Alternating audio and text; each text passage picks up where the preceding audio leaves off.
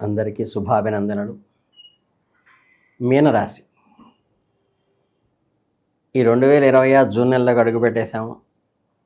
ఈ జూన్ నెలలో రాసుల్లో ఆఖరి రాశి అయిన మీనరాశి వారి గ్రహస్థితులు ఏ విధంగా అనుకూలిస్తాయి, ఏ విషయాల్లో ఖచ్చితంగా జాగ్రత్త పడాలి, ఏ రంగాల్లో మీకు ఊహించిన అద్భుతాలు జరగబోతున్నాయనే విషయాలు కూలంకుషంగా తెలుసుకుందాం. ముందుగా మీనరాశి వారికి అద్భుతమైన సాధారణ లక్షణాలు తెలుసుకోవాలి. జ్యోతిష్ శాస్త్రం ప్రకారం పూర్వాభాద్ర నక్షత్రం 4వ పాదము, ఉత్తరాభాద్ర 1, 2, 3, 4 పాదాలు, రేవతి 4 పాదాలులో జన్మించిన వారంతా మీనరాశి వారే. అలాగే మీ పేరులో మొదటి అక్షరం ది, దు, శం, దా, దే, దో, చ అనే అక్షరాలతో మొదలైనట్లయితే మీది ఖచ్చితంగా మీనరాశి అవుతుంది. మీనరాశి అనగానే మనకు ముందుగా గుర్తొచ్చేది జలతత్వ రాశి. ఒకటికొకటి వ్యతిరేక దిశలో ఉన్న 2 మత్స్యాలు, అంటే 2 విభిన్నమైన ఆలోచన ధోరణ నిర్ణయాల్లో లోతైన వైరుధ్యాన్ని సూచిస్తాయి. ఎదుటివారు ఏ చిన్న కష్టంలో ఉన్నా సరే అస్సలు చూడలేని మనస్తత్వం, వెంటనే వారికి తమ వంతు సహాయం చేయడానికి మనస్ఫూర్తిగా ముందుకు వచ్చే గొప్ప లక్షణం వీరిది. కల్పనాశక్తి, ఇమాజినేషన్ అనేది పుట్టుకతోనే ఉంది. ఏదైనా ఒక విషయాన్ని చాలా సృజనాత్మకంగా ఒక సరికొత్త కోణంలో ఆలోచించగల అద్భుతమైన ప్రతిభ వీరి సొంతం. కళల పట్ల, సంగీతం పట్ల వీరికి అమితమైన ఆసక్తి ఉంటుంది. వీరు కొన్నిసార్లు కఠినమైన వాస్తవాల ప్రపంచానికి, రియాలిటీని ఫేస్ చేయడానికి ఇష్టపడరు.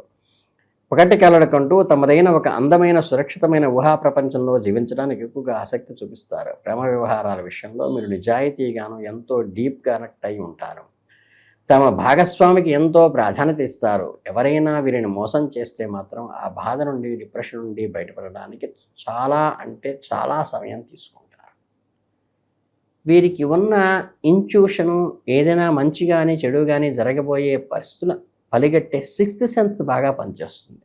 మీనరాశి వారు తీసుకునే నిర్ణయాలు చాలా వరకు భవిష్యత్తును ముందుగానే ఊహించగలిగిన తత్వంతో తీసుకుంటారు. 10 మందిని కలుపుకుపోయే తత్వం వీరిది. ఈ లక్షణాలన్నీ మీనరాశి వారికి ప్రపంచంలో ఒక ప్రత్యేక స్థానంలో కూర్చోబెడతాయి. ఒక ఆకర్షణీయమైన వ్యక్తులుగా కూడా వీరిని తీర్చిదిద్దుతాయి. ఇక 2026 జూన్లో ఓవరాల్గా ఎలా ఉంటుంది గ్రహస్థితులు అంటే, ఈ సంవత్సరం ఈ రాశి వారికి ఆదాయం 14 ఉంటే ఖర్చు 11 ఉంది కాబట్టి అదే ఇప్పుడు ఈ మాసంలో కూడా వర్తిస్తుంది. గురు భగవానుడు జూన్ 1 వరకు అర్ధాష్టమ స్థానంలో ఉండి ఆ తర్వాత అక్టోబర్ 30 వరకు 5వ ఇంట్లో సంచరించడం వల్ల గురువు మార్పు మీలో ఎంతో కొంత మానసిక ఊరటనిస్తుంది. కానీ ఇక్కడ మీరు చాలా జాగ్రత్తగా గమనించాల్సిన ముఖ్యమైన విషయం ఏంటంటే, కర్మకారకుడైన శనిదేవుడు ఈ సంవత్సరం అంతా మీ జన్మరాశిలో, అంటే మీ మొదటి స్థానంలో తిష్టవేసి ఉండి ఏలినాటి శని ప్రభావాన్ని పూర్తిగా మీ వైపు చూపిస్తున్నాడు. కనుక దీనికి తోడుగా అక్టోబర్ 1 నుంచి రాహువు మీ 12వ ఇంట్లో, కేతువు 6వ ఇంటిలో సంచరిస్తారు. కాబట్టి ఏలినాటి శని తీవ్ర ప్రభావం వల్ల మీనరాశి వారికి ఈ సంవత్సరం అనేక ఇబ్బందులు, గ్రహస్థితులు కలిగించవచ్చు. మీ వృత్తి, వ్యాపారంలో మీరు ఆశించిన స్థాయిలో మీకు అనుకూలించకపోవచ్చు. అలానే మీరు ఎంతో మంచి చేసిన ప్రతి ఒక్కరిలోనూ మీలోని లోపాలు ఎత్తి చూపడానికే ఉండేవాళ్ళు మీ చుట్టూ చేరతారు. కాబట్టి మీరు మాట్లాడే ప్రతి మాట, వేసే ప్రతి అడుగు ఆచితూచి అడుగు వేయాలి. జూన్ నెలలో మీరు ముఖ్యంగా చిన్న అనారోగ్య సమస్యలకు వృత్తిరీత్యా చేసే ప్రయాణాల వల్ల కలుగుతుంది. కాబట్టి శారీరక అలసట, మానసికమైన అలసట కలగటం వల్ల మీరు ఈ అజీర్తి కలుగుతుంది. కాబట్టి ఇక్కడే మీరు తీసుకోవాల్సిన జాగ్రత్తలు పాటించాలి. మీ 6వ ఇంటి అధిపతి అయిన సూర్యభగవానుడు ఈ నెలలో మీ 3, 4 ఇంట్లో సంచరిస్తున్నాడు. కాబట్టి మీలో రోగనిరోధక శక్తి ఎంతో బాగుండి మిమ్మల్ని చిన్న ఆరోగ్య సమస్య నుండి త్వరగా కోరుకునేలా చేసి మంచి ఆరోగ్యాన్ని ప్రసాదిస్తాడు. ఇక ప్రేమ, వివాహము, వ్యక్తిగత కుటుంబ సంబంధాల గురించి తెలుసుకుంటే, ఏలినాటి శని ప్రభావం వల్ల మీ కుటుంబంలో చిన్న విరోధాలు, మాట పట్టింపులు సర్వసాధారణంగా జరిగే అవకాశం ఉన్నది. మీ మొదటి ఇంట్లో ఉన్న శని వల్ల మీ భాగస్వామి మధ్య మునుపటి లాంటి ప్రేమ, ఆకర్షణ తగ్గినట్లుగా కనిపిస్తుంది. అంటే ఇచ్చిన మాటను నిలబెట్టుకోలేక చాలా ఇబ్బంది పడే పరిస్థితి కూడా వస్తుంది. దీనికి తోడు మీ 12వ ఇంట్లో ఉన్న రాహు వల్ల మీ ఇద్దరి మధ్య చిన్న విషయాలకే పెద్ద అపార్థాలు, అర్థం లేని గొడవలు చోటు చేసుకుంటాయి. వివాహ జీవితంలో ఈ రాహువు ఎవరో ఊహించని వివాదాలను సృష్టిస్తాడు. ఇక్కడే మీ 5వ ఇంట్లో ఉన్న గురు భగవానుడు మీకు ఒక సంజీవనలా పనిచేస్తాడు. మీ మధ్య ఎన్ని గొడవలు వచ్చినా ఈ గురుడి అద్భుతమైన ప్రభావం వల్ల గురు భగవానుడు మీలోని ఇగోని, పట్టింపులను, మానసిక ఒత్తిడికి అంతా తగ్గిపోయి మీ మధ్య తిరిగిన ప్రేమ చిగురించేలా చేస్తాడు. మీకు మీ జీవిత భాగస్వామి చాలా సులభంగా కన్విన్స్ చేసి పాత గొడవలు మర్చిపోయి సంతోషకరమైన వివాహ జీవితాన్ని లీడ్ చేయగలుగుతారు. ఒకవేళ మీరు కనుక ఎవరినైనా మనస్ఫూర్తిగా ప్రేమించి ఉన్నట్లయితే జూన్ 15 తర్వాత మీ నిర్ణయాలు మీ ఇంట్లో పెద్దలకు చెప్పటం లేదా పెళ్లి గురించి అడుగు ముందుకు వేయటం చాలా మంచిది. అప్పుడు మీకు గ్రహస్థితులు అనుకూలంగా ఉండి పాజిటివ్ రిజల్ట్స్ వస్తాయి. ఇక ఈ ప్రేమ వ్యవహారాలకు కారకుడైన శుక్రగ్రహం మే 14 నుంచి జూన్ 8 వరకు మీ 4వ ఇంట్లో, తర్వాత 8 నుంచి జూలై 4 వరకు మా 5వ ఇంట్లో సంచరించడం వల్ల మీలో అద్భుతమైన ఆకర్షణ, ప్రేమ భావాలు పెరుగుతాయి. ఆ సమయంలో మీరు మీ భాగస్వామితో సంతోషంగా ప్రపోజల్ పెట్టవచ్చు. ఇక ఉమ్మడి కుటుంబము, స్నేహితుల విషయానికి వస్తే ఈ నెలలో మీ మిత్రులు మరియు కొందరు దగ్గర బంధువులతో కొన్ని ఊహించిన సమస్యలు ఎదుర్కొనేవలసి వస్తుంది. 12వ ఇంట్లో ఉన్న రాహువు, మొదటి ఇంట్లో ఉన్న శని వల్ల మీ కుటుంబ జీవితంలో ఆశించినంత ప్రశాంతత, సంతోషాన్ని పొందలేరు. 5వ ఇంట్లో ఉన్న గురువు కుటుంబము మరియు ముఖ్యంగా పిల్లల విషయంలో చిన్న చిన్న సమస్యలు వచ్చి వాటి చదువు గురించో లేక భవిష్యత్తు గురించో టెన్షన్ తీసుకుంటారు. ముఖ్యంగా మీ 11, 12 ఏళ్లలో అధిపతి అయిన శని మీ మొదటి ఇంట్లో ఉండటం వల్ల కుటుంబంలో అనేక ఆటంకాలు వస్తాయి. ఇప్పుడు మనం నేరుగా జూన్ 2026 మాస ఫలితాలకు విషయానికి వస్తే మీ వృత్తి, ఉద్యోగము, కెరీర్ గురించి లోతుగా మాట్లాడుకుంటే మొదట ఇంట్లో కూర్చున్న కర్మకారకుడైన శని దేవుడు పరంగా మీపై తీవ్రమైన ప్రభావాన్ని చూపిస్తున్నాడు. ఈ సమయంలో ఆఫీసులో మీ పై అధికారి నుండి ఊహించిన స్థాయిలో పని ఒత్తిడి, ప్రెషర్ పెరుగుతుంది. మీరు ఎంతో కష్టపడి పనిచేసినా పగలు రాత్రి లేకుండా ఆఫీస్కి అంకితమైనా సరే సరైన గుర్తింపు, కనీసం ప్రశంస కూడా ఉండదు. ఆ ఫీలింగ్ మీలో కొంత బాధని కలిగిస్తుంది. మీలో తెలియని ఒక నిరాశని నింపుతుంది. అంతేకాకుండా జూన్ నెలలో మీకు ఒక వ్యాపార నిమిత్తం, ఉద్యోగ నిమిత్తం ప్రయాణాలు ఎక్కువగా చేస్తారు. పై అధికారి నుండి ఒత్తిడి, టార్గెట్స్ పూర్తి చేయాలనే ఒత్తిడి కూడా గట్టిగానే ఉంటుంది. మీరు ఏ పని మొదలెట్టినా అందులో ఏదో ఒక రకం ఆటంకం ప్రతిసారి ఎదురుపడుతూ సుడితిరుగుతోంది అనిపిస్తుంది. మీ ఎక్స్ట్రీమ్ వర్క్ ప్రమోషన్ వల్ల తీవ్రమైన మానసిక ఒత్తిడి వల్ల స్ట్రెస్ గురవుతారు. ఒకవేళ మీరు సొంత వ్యాపారం చేస్తున్న వారైతే జూన్ నెలలో చాలా అప్రమత్తంగా ఉండాలి. మీ కాంపిటీటర్స్, మీ పోటీదారులు మీ వ్యాపారాన్ని దెబ్బతీయడానికి, మీలోని లోపాలని ఎతకటానికి కుట్రలు పన్నుతూ ఉంటారు. వారి వల్ల మీరు ఊహించని వ్యాపార నష్టాలు కూడా కలగవచ్చు. ఈ దాగి ఉన్న శత్రువులను ఎదుర్కోవటం మీకు కొంచెం సవాల్. ఒకవేళ మీరు భాగస్వామ్య వ్యాపారంలో, పార్ట్నర్షిప్ బిజినెస్లో ఉంటే మీ పార్ట్నర్లో కూడా చిన్న చిన్న విషయాలకే తీవ్రమైన విభేదాలు, సూచనలు ఉన్నాయి. కాబట్టి ఆర్థిక విషయాల్లో, అగ్రిమెంట్ విషయాల్లో తొందర పడనే వద్దు. ముఖ్యంగా రాహువు 12వ ఇంట్లో, కేతువు 6వ ఇంట్లో ఉండటం వల్ల కెరీర్ పరంగా మిశ్రమ ఫలితాలను ఇస్తాయి. కొన్నిసార్లు పొద్దున్నే ఊహించని లాభాలు వస్తే మరికొన్నిసార్లు పొద్దున్నే కష్టాలు కూడా కలుగు చేస్తాయి. అంటే రాహుకేతువుల ప్రభావం వల్ల మీ ఉద్యోగంలో ఆశ, నిరాశలకి డోలాయమానంగా ఉంటుంది. కేవలం మీ పని మీరు పర్ఫెక్ట్గా చేసుకుంటూ మీ మనస్తత్వాన్ని స్థిమితపరుచుకుని నిరాశ పడకుండా అద్భుతంగా సంయమనంతో పాటిస్తే విద్య మరియు వైజ్ఞానిక రంగాల్లో విద్యార్థులకు, పరిశోధకులకు మంచి అనుకూలమైన సమయంగా చెప్పవచ్చు. పశు సంబంధమైన విషయాలకు సంబంధించిన వ్యాపారాలు చేసే వాళ్ళకు కూడా ఈ నెల యాక్టివ్గా సాగుతుంది. ఎంతసేపటికి రియాలిటీకి దగ్గరగా, ప్రొవోకింగ్ దూరంగా ఉండండి. ఆర్థిక పరిస్థితులు, డబ్బు వ్యవహారాల గురించి చర్చిస్తే జూన్ నెలకు మీకు విశ్రమ ఫలితాలను ఇవ్వబడుతోంది. మీ 5వ ఇంట్లో ఉన్న గురు భగవానుడికి అపారమైన దయ వల్ల మీకు డబ్బు రాకైతే సాఫీగా ఉంటుంది.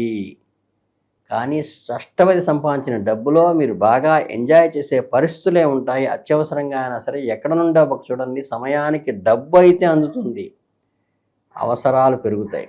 జూన్ 15వ తేదీ వరకు గ్రహస్థితులు మీకు అత్యంత అనుకూలంగా అంచకపోవటం వల్ల మీ ఆశించిన స్థాయిలో డబ్బులు ఉన్నప్పటికీ అంతగా కలిసి రాదు. దీనివల్ల ఆర్థికంగా ఒక స్టెబిలిటీ, స్థిరత్వాన్ని కాపాడుకోవడం కొంచెం కష్టంగా మారుతుంది. జూన్ 15 తర్వాత నుండి 30 వరకు ఉన్న రెండవ సగంలో మీకు చాలా అద్భుతంగా కలిసి వస్తుంది. సమయంలో సర్ప్లస్ అమౌంట్ వస్తుంది.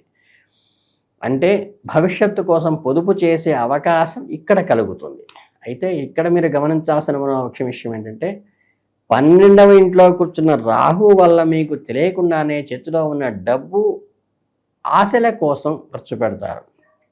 మీరు ఊహించని అనవసరమైన ఖర్చులు వచ్చి నెత్తిమింట పడతాయి. అయితే ఈ విషయంలో మీరు పెద్దగా టెన్షన్ పడాల్సిన పని లేదు. ఎందుకంటే రాహువు మీకు అత్యవసరాల్లో అప్పు పుట్టేలా చేయటంలో కూడా దోహదపడతాడు. బ్యాంక్ లోన్స్ రూపంలోనూ సులభంగా డబ్బు వచ్చేలా చేయటంలో రాహు ఉపయోగపడతాడు. షేర్ మార్కెట్ లాంటి వాటిలో కూడా ఉపయోగపడతాడు.